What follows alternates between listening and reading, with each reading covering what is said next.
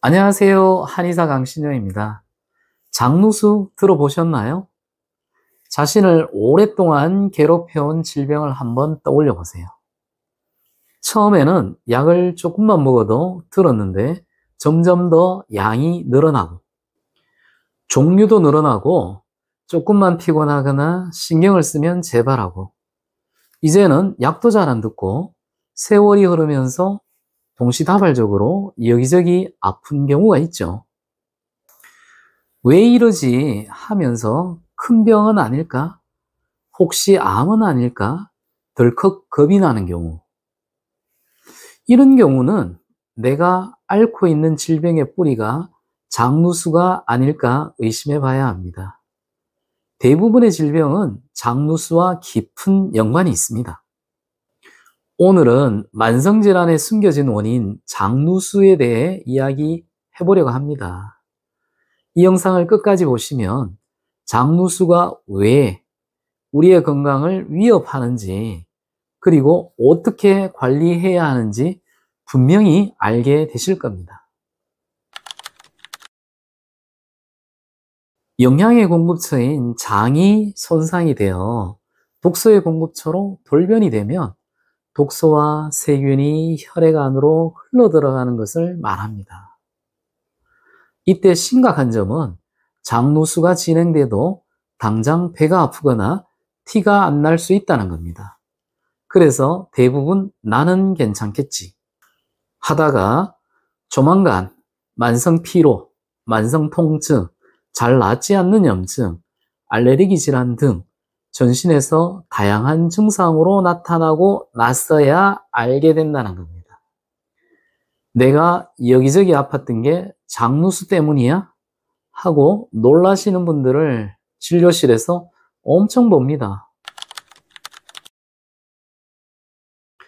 병을 치료할 때 중요한 점은 내가 왜 이 병에 걸렸는지 그 원인을 아는 겁니다.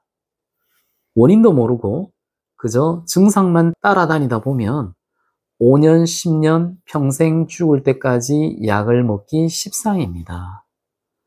약을 먹는데도 병이 낫지 않는다면 그 약이 원인을 치료하지 못하거나 원인을 잘못 짚고 있는 것일 수도 있습니다.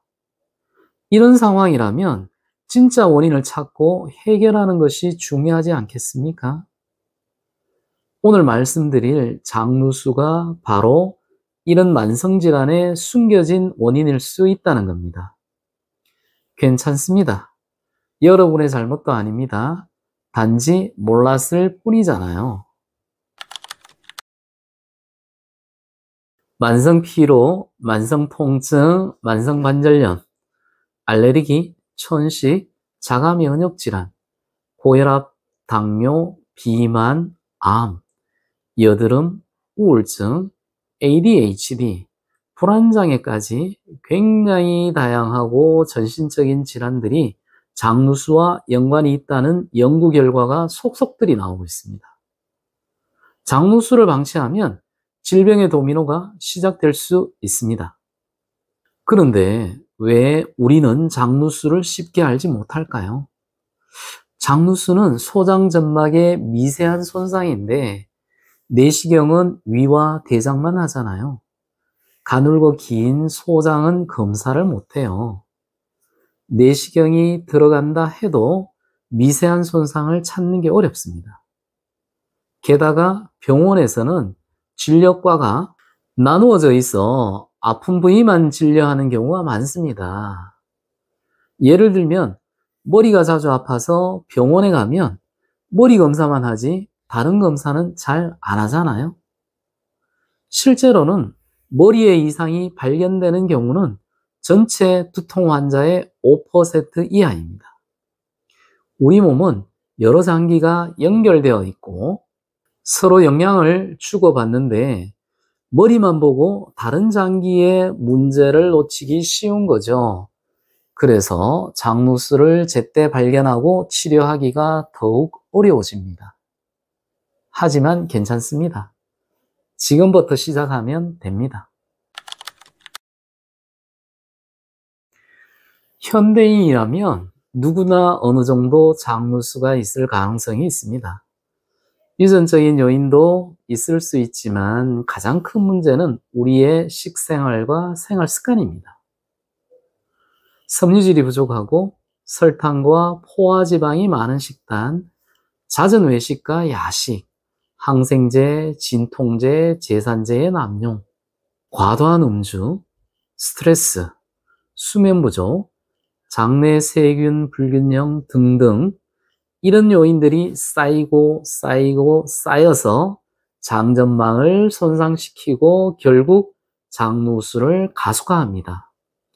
나는 괜찮을 거야 라고 생각할 수 있지만 우리가 지금 겪고 있는 혹은 앞으로 겪게 될 만성질환들이 사실은 장누수에서 비롯될 수 있다는 점 명심하셔야 합니다. 병을 치료하기 위해서는 고치려는 의지가 필요한데요. 그 의지는 내가 왜 이 병에 걸렸는지 정확히 이해하고 어떻게 고쳐야 하는지를 아는 순간에 생기기 시작합니다. 그리고 이 치료의 주체는 결국 나 자신입니다. 물론 의사가 도와주겠지만 스스로 식습관과 생활습관을 고쳐야 합니다. 만성질환, 특히 난치성 질환일수록 장누수에 대한 이해는 필수적입니다. 어떻게 해서 장누수가 생겼는지, 어떤 음식과 습관들이 내장을 손상시켰는지, 내 병이 장누수와 어떻게 연결되는지 명확히 알고 나면 질병이 호전되고 완치할 수 있습니다. 이런 환자가 있었어요. 40대 여성인데 생리 때 배가 아프고 머리가 심하게 아파서 진통제를 10년 동안 달고 살았는데 이제는 약도 안 들어요. 진맥해보니 안 좋은 데가 많아요. 만성소화불량과 변비가 있었고 아침에는 천근만근 못 일어나요.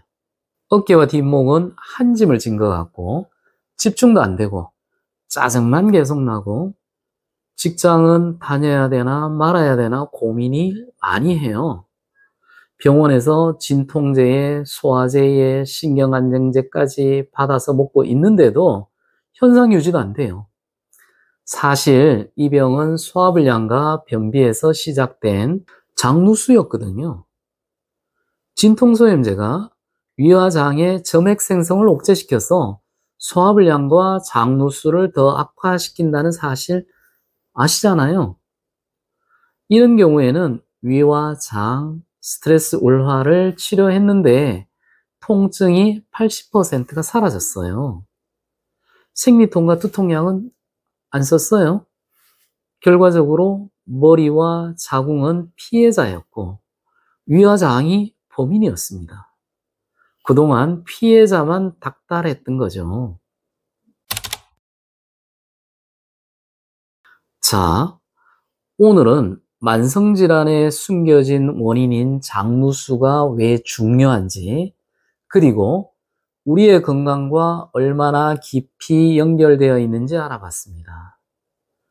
병의 치료 주체는 결국 나 자신이고, 그 시작은 원인을 제대로 아는 것에서부터 시작이 됩니다.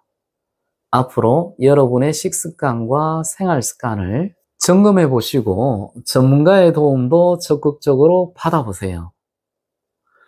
우리 모두 건강한 장을 만들어서 오래오래 건강하고 행복하시기를 기원합니다. 한의사 강신영이었습니다.